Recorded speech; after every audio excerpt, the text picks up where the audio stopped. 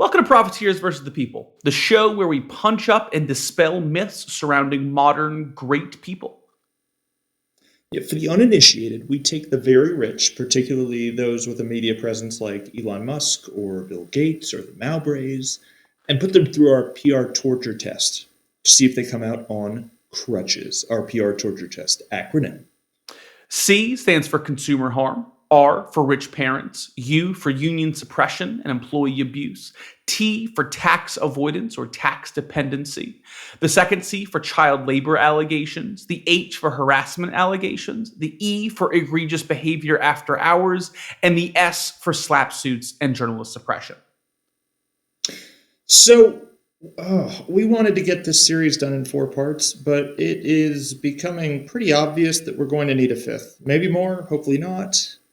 In the past, we found a theme in the way one of these monsters behaved and used that to sort of encompass talking points around 2 or more decades. And Larry's a man with a lot of decades. So, there's a funny trend that centers on Larry's incredible ability to get distracted and fuck off. And we loved the idea of anchoring 2 decades on his penchant for doing just that. But alas, the lore around Oracle in the 80s is just too interesting to glaze over with broad strokes. You see, this was the decade that made Oracle famous. Oh man, back in the 80s, Oracle was crazy. Is something you might expect to hear from the people working back then, who at this point are hopefully gearing up for retirement if they can afford it, already retired, or, just plain old dead. This was a long time. Again, Larry's got a shitload of decades. Yes, like when I think of the 80s, I think, oh yeah, that was like 25 years ago. No, that was 45 years ago. There's a picture of Larry that I put on our subreddit. Just it like he looks like he came out of the Larry factory wrong. He looks like a misprint. Yeah. Like he looks bad once you get close to him. It's like all the features are there, but they're just not. They weren't painted on quite correctly. That's it. So anyways, all anyone seems to remember is Oracle's explosive growth. And believe you me, it was explosive. You see, the headlines proclaiming incredible growth seemed to be all that survived. While we could gloss over this decade or batch it in with the 90s so we could spend that 4th episode talking about Larry since the turn of the millennium, there are just too many lies, too many rolling heads, too many clusterfucks, and too sweet a culmination in the year 1990 for us to do so. Painting this thing with broad strokes would be a favor for Larry Ellison only. So without further ado, let's dive in. I'm Money Mike. I'm Red Bill. And this is Profiteers versus the People. Chapter 1. Larry marries. So in 1983, Larry Ellison was set to get married, and on the day, he delivered to his fiancée some last-minute paperwork. A prenup. Also, How old is Larry in 1983? The math is... All right, hold on. Actually, I think I can do this math. You ready for this? I think he was 39. Okay. He's getting married for the second time. And by this time, I guess he's learned because he stole all his first wife's money. So he decides to make sure that this wife can't do that. So he hands her a prenup. Really, he's kind of pulling the ladder up in terms of thieving spouses. Classic fucking profiteer. Now, this prenup came as quite a surprise to the young Barbara Booth, at this point pregnant with Larry's child. And here I would submit is our first indicator that Larry has lost his fucking mind. You see, Larry, like so many other rich weirdos, was obsessed with procreating. And before you start the, wait a minute, plenty of people care about having kids nonsense, our book, The Difference Between God and Larry Ellison, tries to explain away the fact that maybe, just maybe, Larry Ellison wanted to get Booth pregnant before the two wed. He seemingly wanted to be sure. So, Larry's pregnant wife-to-be calls on a wedding guest to help her review the prenup. The guests were already arriving, you see. She and the guest, a relative of hers, wrote a few edits in the margins and sent it back to Larry's dressing room for approval. So, for Larry's part, this is pretty dumb. This is Now, dumb. obligatory, we're not lawyers, but like, given the circumstances, this feels like a claim for signature under duress. And from what I understand, ass backwards prenups can be kind of hard to enforce anyway. Yeah. And even, throwing all of the law stuff away, bitch, he was having your baby. Right? Like, do you know the song? 18 years. 18 years. She got one of your kids, got you for 18 years. You're starting the clock at marriage. Yeah, like it. Anyway. Yeah. I'm sure, though, Larry wasn't driving home from the Super Bowl in a Hyundai. Probably he wasn't. He wasn't. For sure he was not.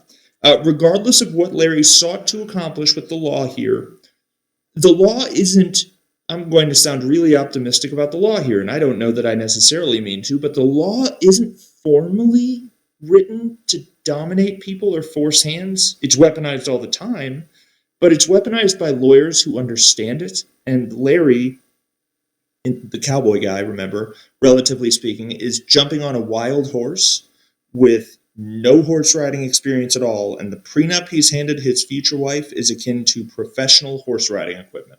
Like, Larry knows that people like him use these things, but he doesn't personally know exactly how he should be using it. I love that casual dig at lawyers. The law is great, but those fucking lawyers. Those piece of shit lawyers. Except for the one that came on our show. He's all right. He's a good guy. I wonder how he's doing. We got to reach out. But Yeah. I would asterisk there that the law is weaponized by more than just lawyers. Yeah. But it usually isn't. Well, sometimes it is written with. That's a different episode. Anyway, okay. Right. According to the There's so much there. document, if the two divorced, Ellison would buy Barbara a $250,000 house, because those still existed back then, and That was give the her thing that houses did in California. Yeah. Actually, this was in Oregon, which is still crazy. Yeah, and then he would give her $50,000 to furnish the home, which that just tells you how big a $250,000 house was. I know. Right? And after that, she would receive $100,000 for every year the two were married. But this amount would not exceed $1 million. And this was in no way related to Larry's estimated value of his own fortune.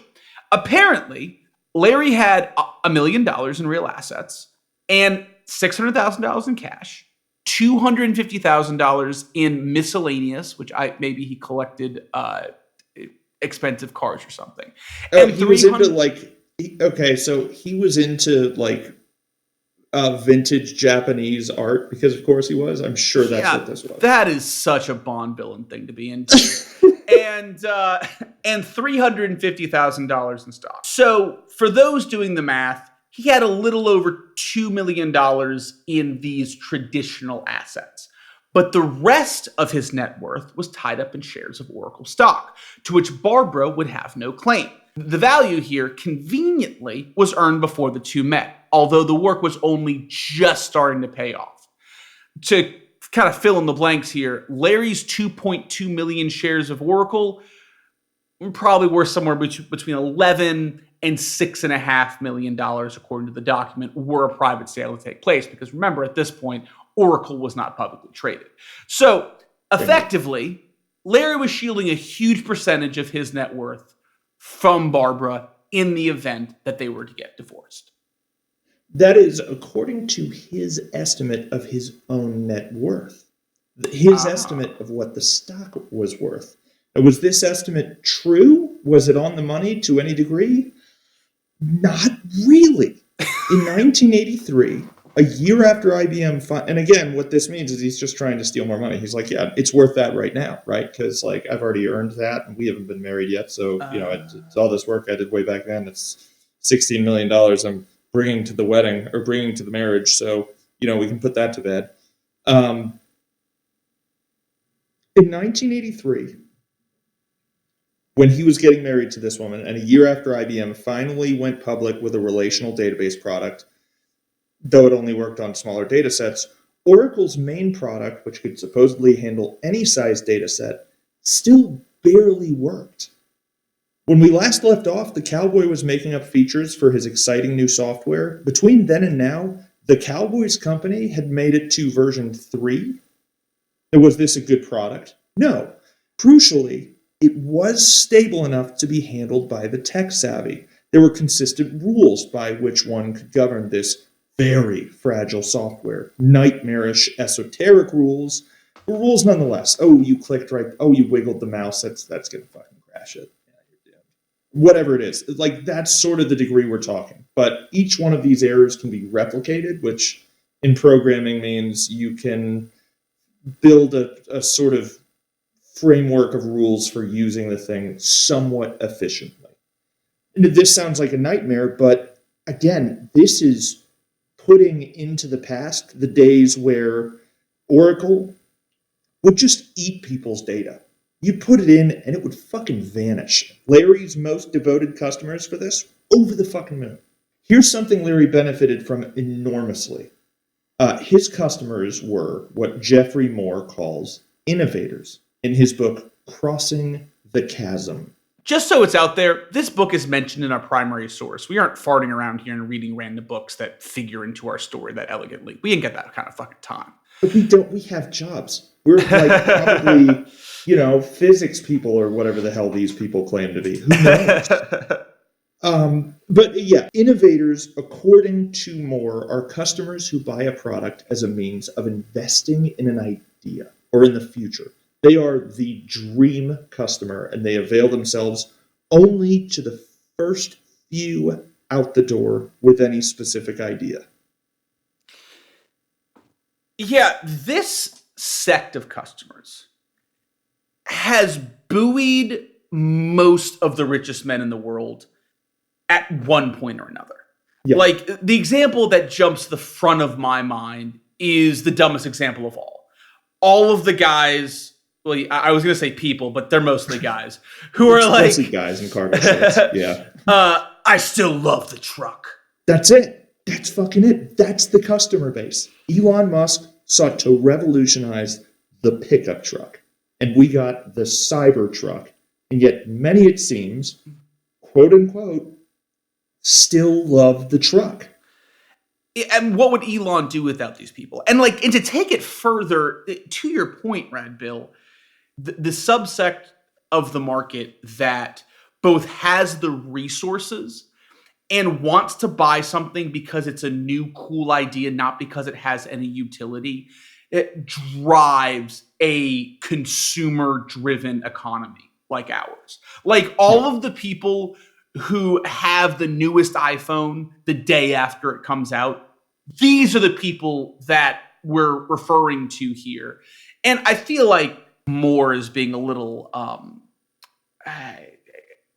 graceful here. Yeah, charitable is the word. Charitable is exactly the word that was coming to mind. Like, I don't think the person who goes and buys the newest iPhone on day one is necessarily investing in an idea or in the future. They just think it's neat, and they kind of get some sort of self-identification. Just validation or something. Yeah, to me, it has to do with identity. Like, part of their identity is having the new cool thing. And I would love to do an episode on this at some point, but the fact that we have Chevy guys versus Ford guys, or Fender guys versus Gibson guys, people who define a portion of their personality based on the brand of something that they buy. When I think about that too hard, it is dystopian and fucked. Yeah. But anyway, back to Larry. Yeah, so the people buying his shit product are the people who want the latest, greatest, and often shitty products. Yeah, the often it barely works product. Yeah. And to your point, past a certain point, this innovator mindset thing, it's a marketing tactic. Oh, it yeah. fucking works. That guy who races in or camps out to buy the iPhone 18, he gets it around other people who, A, have the patience for that kind of person, and B, are probably going to be buying the same fucking phone. We are so more likely to buy things when our friends suggest them versus one of the zillion ads that we encounter every day. And to this end, Larry lucked the hell out here because at the start, the first handful of clients were military, CIA, NSA, and the Navy. And this, like having the latest and greatest for an organization that has people's lives in their hands, that's important fucking shit. The latest in computer technology or whatever the fuck they were saying back then, fucking A, lives were at stake. So yeah, Larry was pretty fucking lucky, and those groups had deep pockets and were willing to spend the money on something that barely fucking worked. What a different time in American politics. I'm saying. For their part, innovators require three things for satisfaction. First, they want shiny new thing first. Yep. Second, they want the truth and they want it straight. Third, they want access to experts. Now, this book adds an additional quality that I would argue can be substituted. It alleges that innovators tend to also want a reasonable price. I can think about a lot of technological marvels that kind of go against that claim. Yep. So I'm going to pose something different than price. And though the excerpt in God and Larry Ellison doesn't mention this, I think the other important element here is kind of a religious one. And we have some big name religions out there. So we don't mean to disparage anyone. Mm-hmm. But when you start looking at behavioral trends, people love inventing religions. They love the blind faith. They love glorifying the seemingly divine, and they love tribal nature of worship. And like, that's just a human thing, right? Like we've been Human dancing. nature. Yeah, we've been dancing around fires for gods for the past 10,000 years. Yeah. All of those same behavior patterns can be recognized in more modern equivalents. You know, it's a sense of belonging. It's a sense of community. And they do it with Elon Musk. They join the Cybertruck subreddit and talk to all of these people on the internet about their new Cybertruck. And my God, did they do it with Steve Jobs? Yes. People worshipped the ground that man's naked, sweaty, smelly feet walked on. And Steve Jobs also, was apparently a friend of Larry Ellison, which is not surprising to me at all. They're two people I can totally see hanging out together. Yeah. Yeah. Yep. And our millennial is out on the table big time here. But Money, tell me if this mirrors your experience at all. This is speaking to the community thing. If you had an iPod in grade school and you found out someone else had one as well, wasn't that kind of like a bonding moment? So, oh man, we're about to go down a rabbit hole, Rad Bill. So my dad makes a joke about my mom, and it's actually super relevant to what we're talking about. My dad talks about these people that like seek to be the first one in line to buy the iPhone as like early adopters, right? Mm-hmm. Kind of synonymous with your innovator label. And my dad says, if there's a spectrum of early adopters, on the other side of that spectrum is your mother. And as a result, I never had an iPod. Oh, I had a Zune that I bought off Nice. Craigslist when I was 17. But yeah, my household, at least growing up, was very, this is probably the wrong term, but kind of anti-establishment. Like kind of like if everyone's doing it, it must kind of be dumb. So let's try something different. There's a cottagecore anti-establishment thing And when that hits, it hits it out of the fucking park.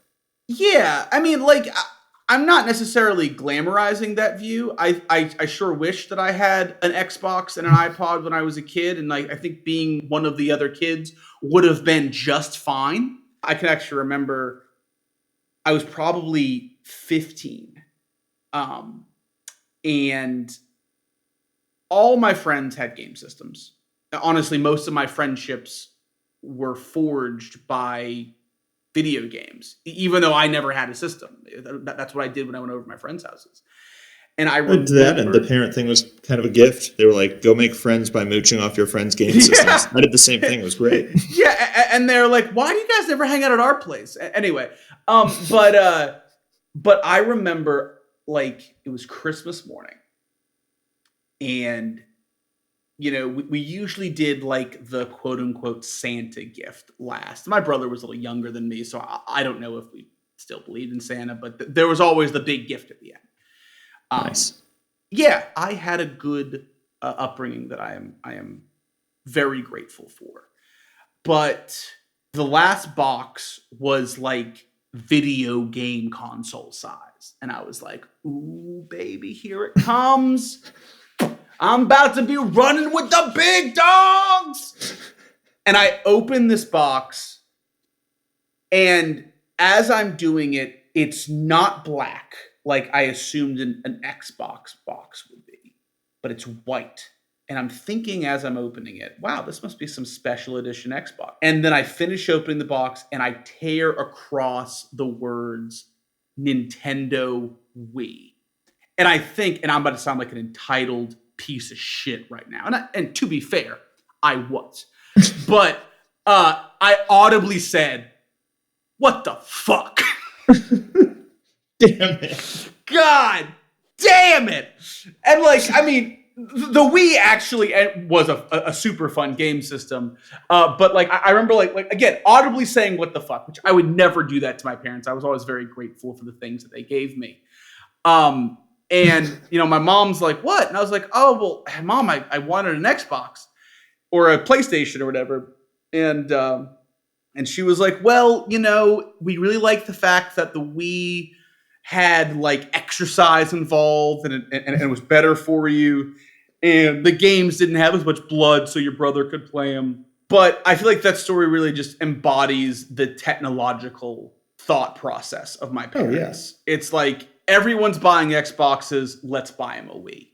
But that is why when you talked about getting an iPod in grade school and found out someone else had one, I just felt left out because I fucking didn't have one. But I also had a weird like chip on my shoulder, like I don't need an iPod like all you sheep. God, I could have fallen into the Manaverse so hard, and I got so lucky. It was better for both of us. Oh, cool. It was open arms, baby. Open arms. All right, so to the end of, so that's, you have the community, to the sense of divinity. Larry's vision of himself starts to sound familiar, as does his portrayal by the media.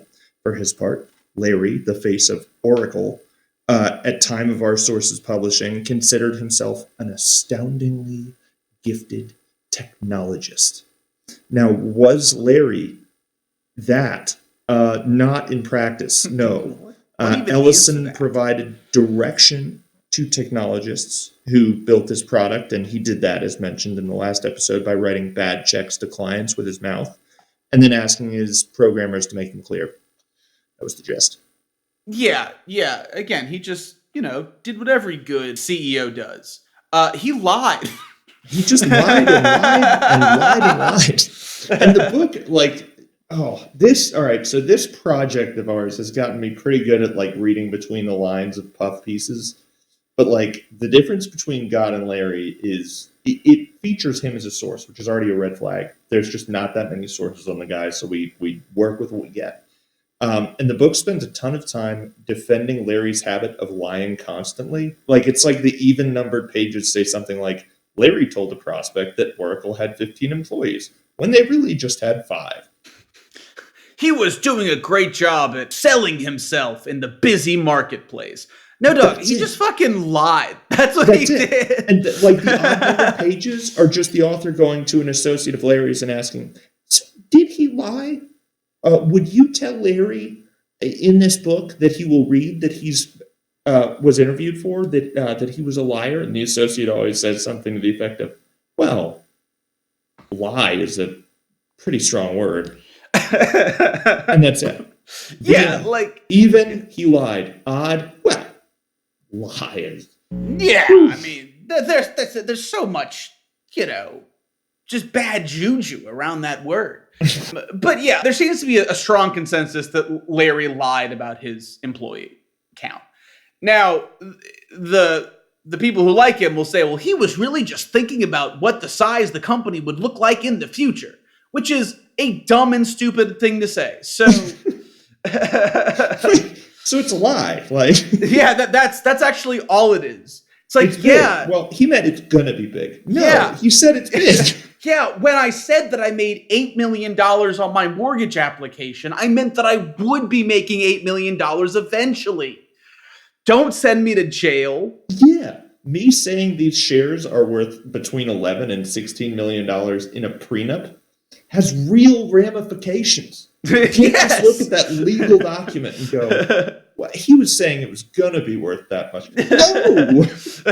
Don't do that. This incredible deference, mind you, doesn't seem to run both ways. One of Larry's employees, Bruce Scott, was prodded by a prospect of Oracle's on the developer count at the Young Business, presumably when Larry was reading white paper or on the John or something. And not knowing any better, Bruce told the prospect, the truth, which shocked the prospect. They were like, 5 developers. Don't you have 15? Larry found out, obviously, because they were going to bring this back up. And for this indiscretion, Larry swore Bruce would never speak to a customer again. Jesus, Larry. This is because, as the book's non-Larry interviewees would tell it, Larry couldn't bear to lose and was desperate for market share. This quality of Larry appears genuine. It's a deep-seated personality flaw that has dogged Ellison for years. But incidentally, it did the man some considerable favors here. On this note, did Larry believe he was a gifted programmer? It doesn't matter. It doesn't fucking matter. Regardless of what Larry actually believes, had he or his employees chosen to abandon this almost messianic narrative, it would have spelled the end of Oracle. Yeah. If Larry is just a man, the company that's promising to save the world the day after tomorrow actually might not do anything. And that is not a reality that Oracle can survive within. Yeah, narrative and context are powerful. Somebody who is delusional, thinking that they're going to be something great, is not great when you're talking to them at a bar and they are on a copious amount of cocaine.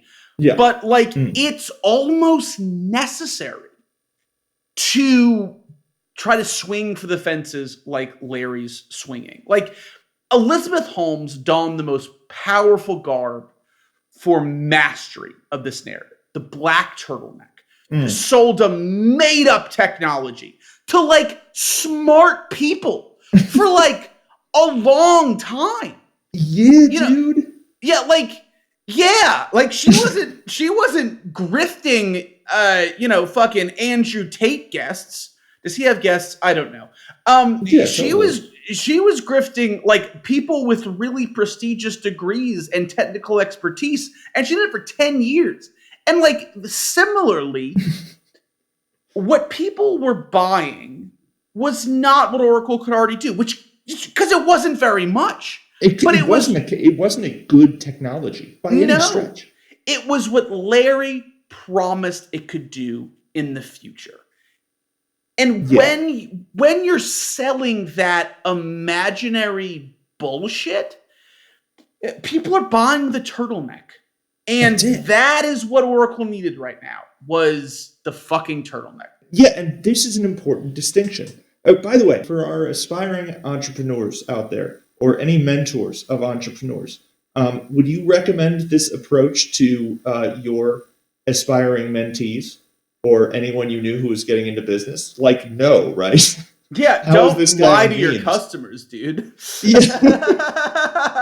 Don't do what very well could be a crime. I'm not a lawyer, but it feels like one. It should be one. I don't know. Yeah, right. So nonetheless, this turtleneck thing we're doing here, the promise of the product tomorrow is important because for RSI's first 5 years, Oracle really couldn't do much of anything at all. All the company could do was make promises and give discounts, and they did this a lot. Could the company run MVS, whatever that is? It sounds like Larry probably had about as firm of a grasp of whatever MVS is as we do. Of course it can. That's Larry. That's fucking Larry. 8 years into the company's run, and the folks who sign on to become customers of Oracle, this is like around the time Larry's getting married, are still getting hosed. Al Gibbard, who worked for Timeplex, was so enticed by Oracle's cocktail of steep discounts, sometimes as high as 85%, and empty promises, that he gave them a shot and signed on the dotted line for a $325,000 package from Oracle.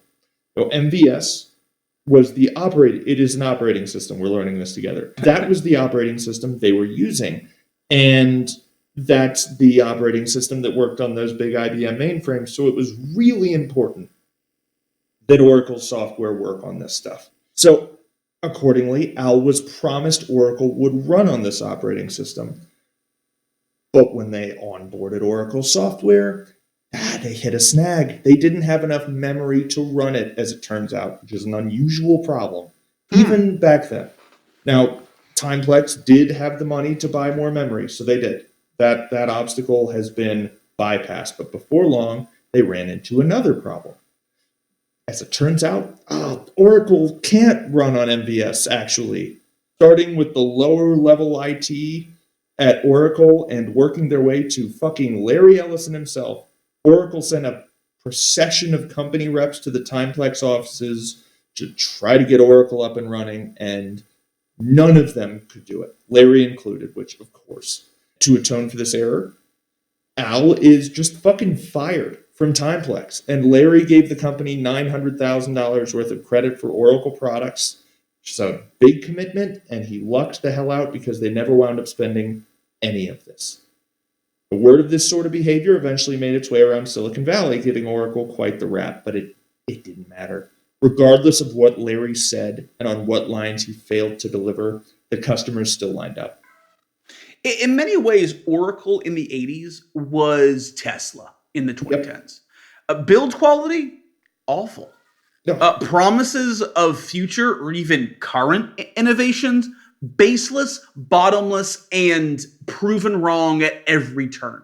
But at the end of the day, as a result of aggressive marketing and a messianic CEO, the core offering remains prominent and most important. For Elon, it was this.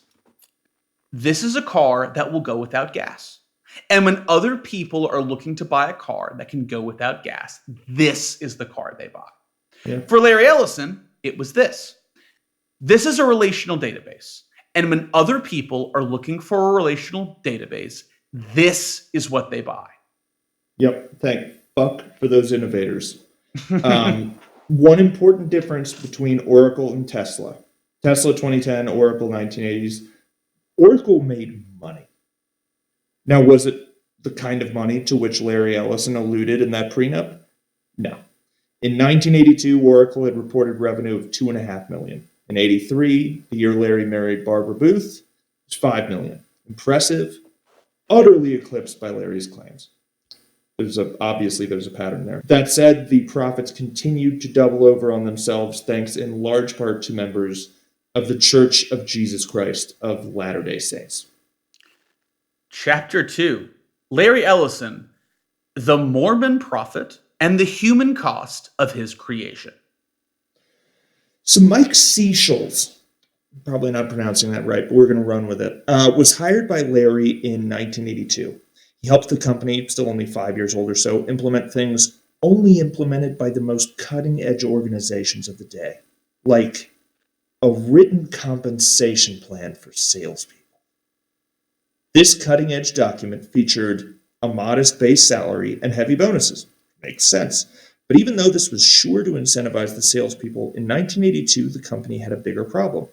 RTI's Ingress product. RTI is different than RSI, which was the predecessor name to Oracle. RTI is their main competition. RTI's Ingress product, Quell, was far superior in that it was a relational software product that did things like work. And though Oracle claimed to have more relational products, selling one that was reliable was a pretty tall order. To differentiate themselves, Oracle had a PC product, which Ingress didn't have. But according to Seychelles, no, Oracle didn't have that. Although they proudly advertised such a feat, their PC product was incredibly unstable, substantively amounting to nothing more than fodder for the marketing cannon. Instability is something we take pride in, actually. Inst is the root word for instant. And ability is the root word for ability. Sorry we're firing all your friends, but instability is something we take pride in, actually. To make up for this lack of working product, Mike Seychelles implemented another policy. Don't lose a sale on cost. Remember, this was a time when software didn't exactly cost a fortune to make. So Oracle had some margin to play with. And also keep in mind, this is still rampant today. Like all of the plugins that I buy to edit our podcast, they're always like 89% off. And it's like, that's never the real fucking price then. I feel bad for the one guy who paid full price. That poor son sucker. of a bitch. To the discount side of the equation, Oracle would offer discounts as steep as 85%. Was this a sustainable practice? No. But for the time being, it was an excellent strategy, and it was buoyed by the fact that Mike helped the company switch its focus to chasing contacts higher up the corporate ladder, which meant that despite these steep discounts, the company was now regularly securing deals in the upper six figures, a big improvement from the company's performance pre-Seychelles. Larry's reaction to the shift up the ladder is super telling. He apparently called his assistant at one point to let her know, Mike just closed a $750,000 deal. Larry, if you haven't realized it yet, was not a man with a plan. The fact that Mike was able to scale the company this way, it just blew his fucking mind. He couldn't believe this shit. He had no semblance of an idea that anything like this could happen. Nonetheless, with Larry's vaporware, Mike Seychelles used his warmth and charisma to boost annual domestic sales from 3.8 million to 8.4 million to 15.6 million to 36 million. By the way, we're using the phrase vaporware, a deeply taboo insult to direct at anyone building software to describe Larry's relational database software. Because, at one point, while these two were being interviewed, a journalist said something to the effect of, so you're basically selling these people nothing. And Larry was like, yeah, isn't that nuts? And Mike Seychelles had to rush into the conversation like a fucking halfback in football. I don't know if that's actually a good analogy. And be like, that sounds right. He didn't mean that. He's joking. He's got a funny sense of humor. Needless to say, this is the kind of person you want sticking around if you're Larry Ellison. And yet, days before the company went public, Larry fucking fired him. You see, when it came to vouching for Larry's lies, even looking back, like they interviewed Mike for this book, and he's an absolute stalwart. He's the first person going, Larry, he didn't mean that. Or, Larry, he's just looking into the future. That's what's going on with Larry Ellison right now. And though Larry's justification for firing him boiled down to a nonsensical, he didn't make his numbers, which rewind 30 seconds to hear the number part again, Mike thinks the real reason for his termination was a boundary he set with Larry's lies. Mike Seychelles was okay telling customers altered versions of the truth, or lies, as us plebs like to say. But when he saw some of these altered truths in the company's IPO prospectus, he rose the issue with Larry.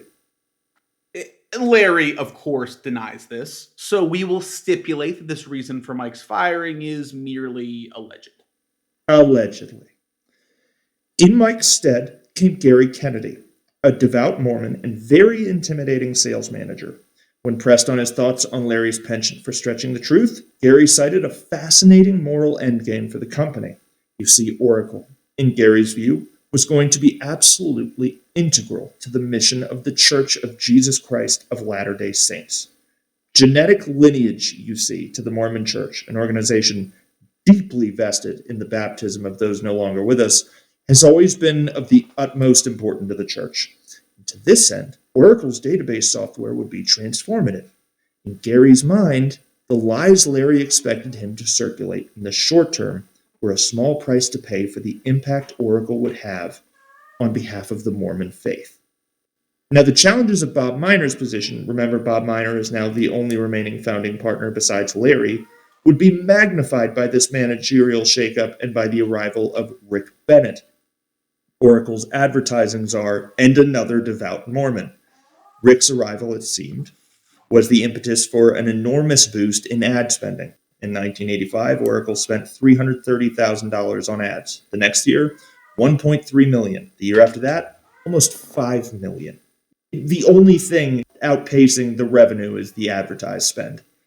Plenty of the ads Rick put out on Larry's behalf were little prods at the big players. Think HelloFresh claiming to have defeated Kroger and Walmart in an ad in a magazine. That's the caliber of what we're talking about. Stupid, probably unnecessary. However, when Rick and Larry saw it necessary, the two would put out ads claiming their product had a feature that it didn't actually have. Next stop, a call to Bob Miner. Hey, Bob, we need you to invent this thing.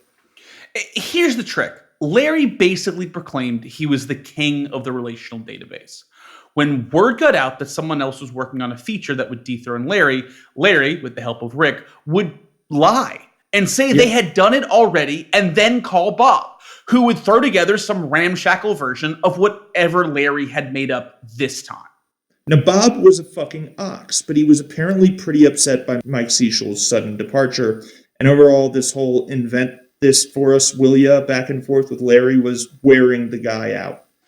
Though he honored his home by 630 principle throughout his career, in the early 80s, his career began finding cracks in the core tenets of this principle.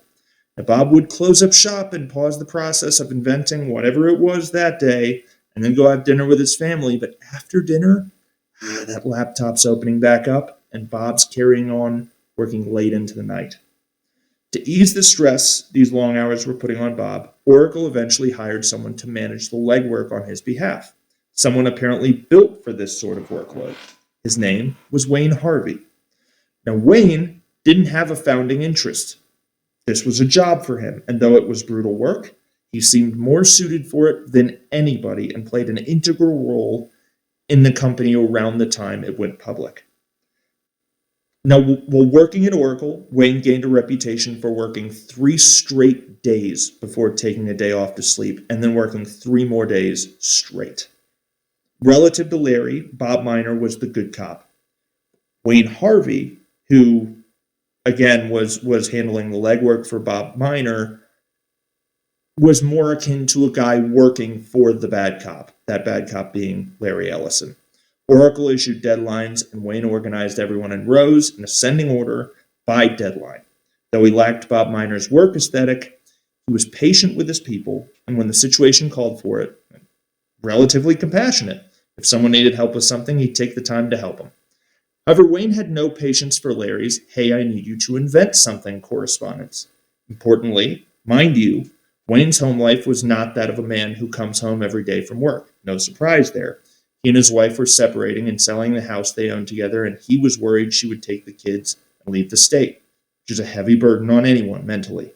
Larry spent a great deal of time telling people that Oracle worked on everything, a promise that demanded a steady stream of, "oh shit, Oracle needs to work on Nintendo now" deadlines. Massive projects with crazy short timelines to completion. And each time a new one would find its way into Wayne's pipeline, he would grow angrier with Ellison until the two found themselves sharing a boardroom, and Wayne went the hell off. Our source doesn't go into this episode a great deal, but it apparently scared the shit out of everyone and ended with Wayne getting demoted and ultimately fired. Those who stayed in touch described Wayne's mental health as spiraling into delusion in the following months until, trigger warning, we'll be describing a father taking his own life and that of a child's in detail. Actually, that one did the trick. No, we won't be doing that. Following the news, a moment of silence was called in a meeting at Oracle's HQ. When Wayne Harvey was described as a good man, Larry interjected to insist that he wasn't and to move the meeting forward.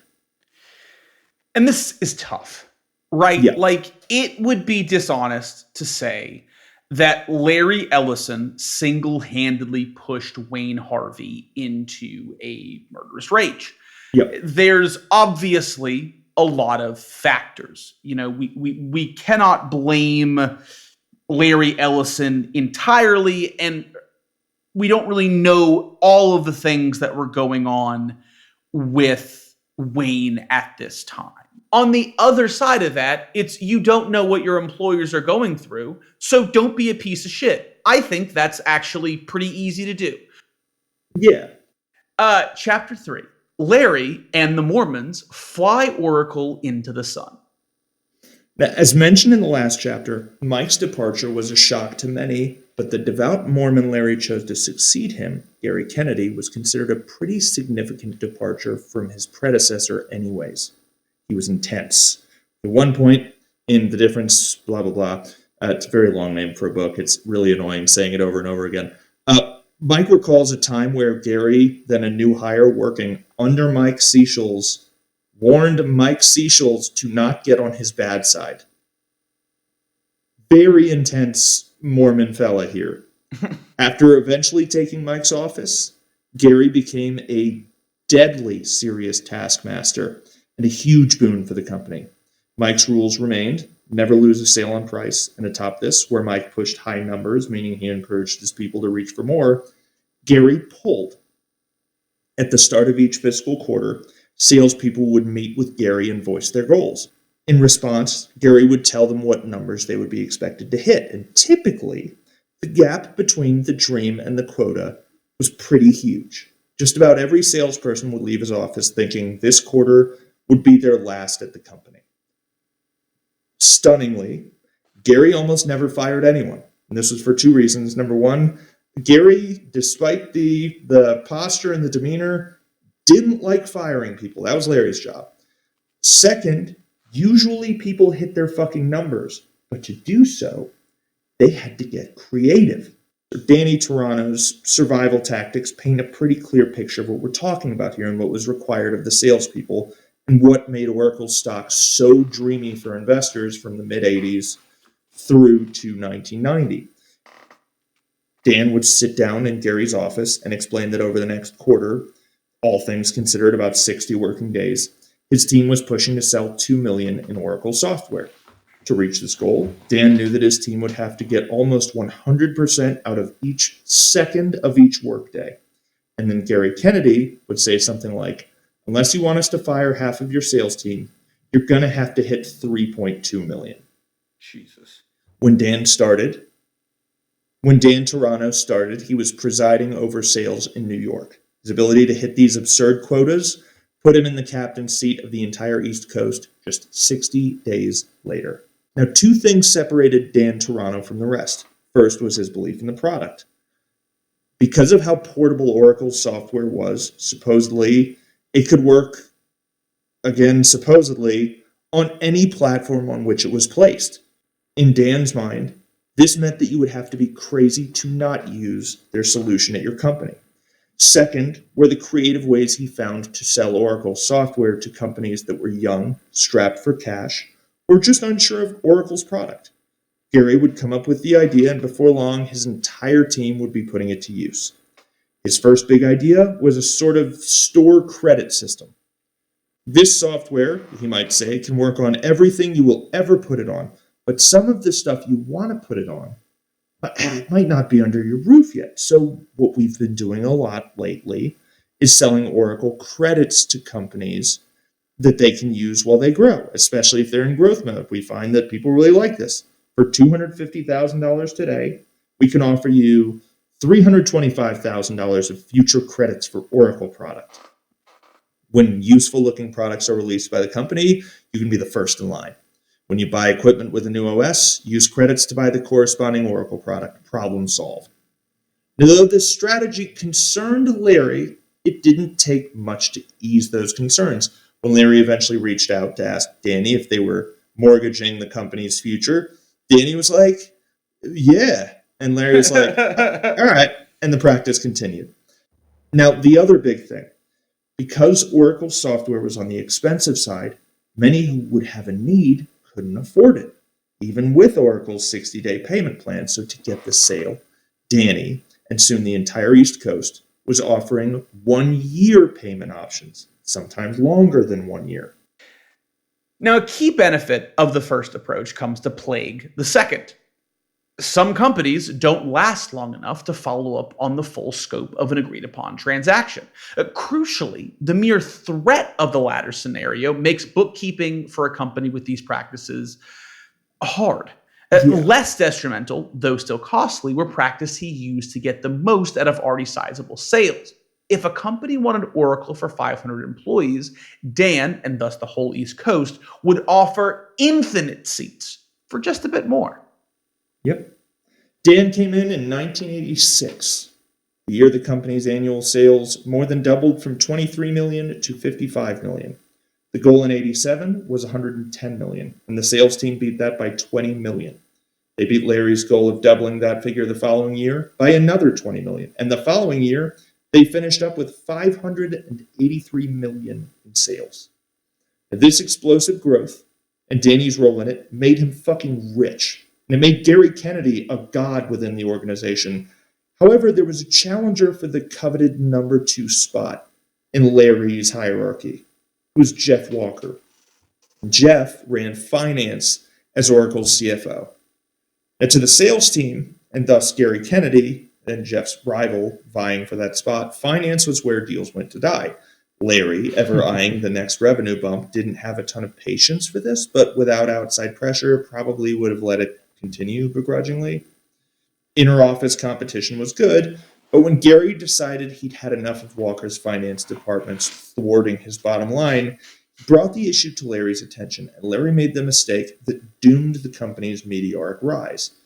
Gary came to him and asked for a finance department within sales. Jeff Walker assured Larry this was a huge mistake, but Larry wrongfully assigned Jeff's passion to the rivalry between he and Gary. The sales-finance department was allowed to move forward. Worse yet, finance hires brought onto the sales finance side received pay packages more in line to sales, meaning they got paid more and a talent drain began in the company's primary finance department. In 1989, Dan Toronto left the company, a millionaire several times over. By this time, side letters, as they were known, were all the rage. Basically, to close a deal, a salesperson would draft an addendum to a sales contract. So, like, the person signs the main contract, and then there's this other letter that says, but actually, this customer can get out of this if they want to. Yeah, and that's just sort of pocketed by the sales rep. Yeah, side letters are pretty commonplace today in the investment world, for sure. And there's actually a bunch of regulation that came out basically saying that your side letters can't disadvantage other clients, because kind of part of your point is that these side letters are like special terms for this special client.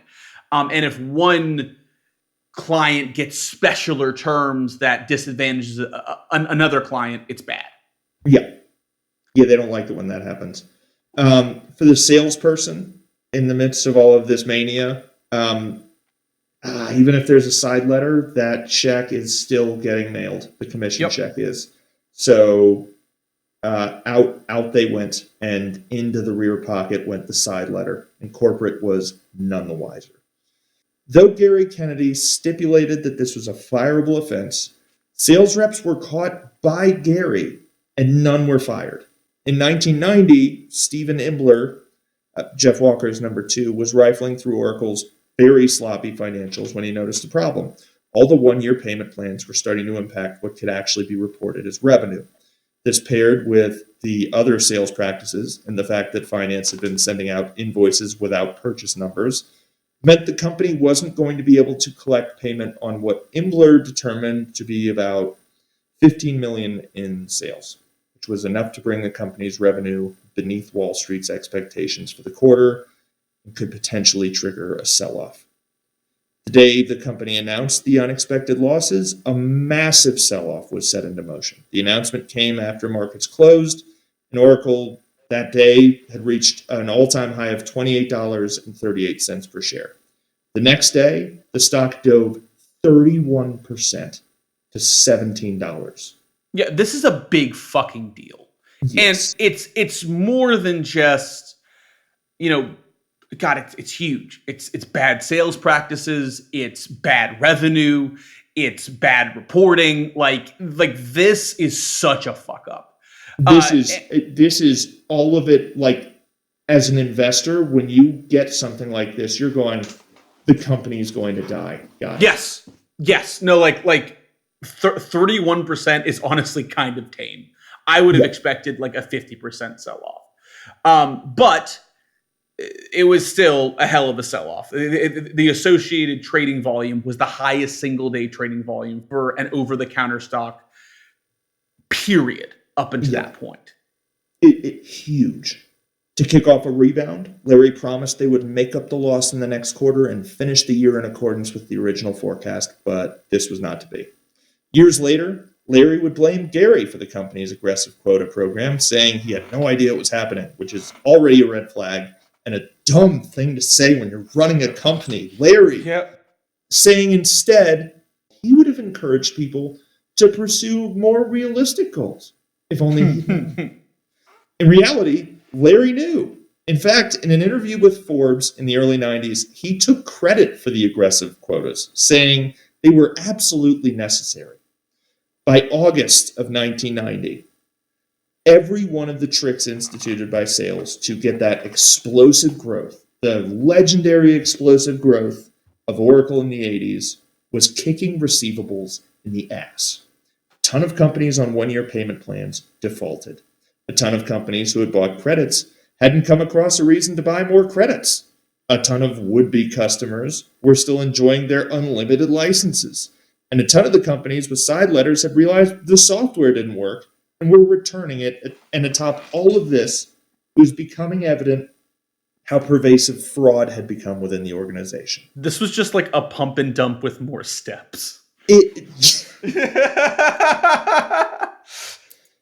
To sort of garnish this whole thing with a fucking turd, to try to garner more sales and to pick back up the momentum, Gary Kennedy had introduced an initiative where salespeople were going to be paid their commissions in gold. Now, when he instilled this program, he made he didn't nail the math. Tiny little error. Gary!